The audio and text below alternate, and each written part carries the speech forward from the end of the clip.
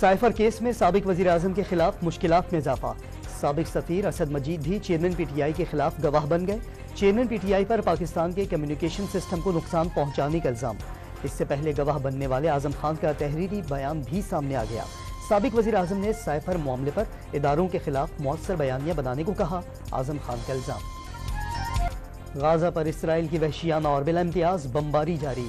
الاہلی میں اسپتال کو بھی نشانہ بنا ڈالا۔ حملے میں 500 فلسطینی شہید، شہداء کی تعداد 3500 سے تجاوز کر گئی۔ 12,500 سے زائد زخمی۔ مقبوضہ مغربی کنارے میں بھی اسرائیلی فائرنگ سے 11 روز میں 61 فلسطینی شہید۔ کور کمانڈرز کانفرنس میں فلسطینیوں سے اظہار یکجہتی۔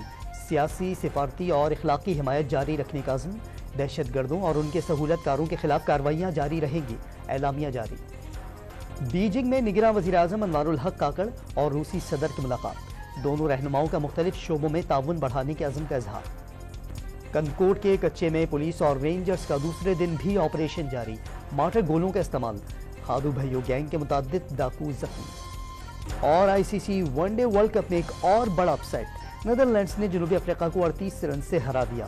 نیدرلینڈز کے 246 رنز ہدف کے تعاقب میں جنوبی افریقہ کی پوری ٹیم 207 رنز پر گئی۔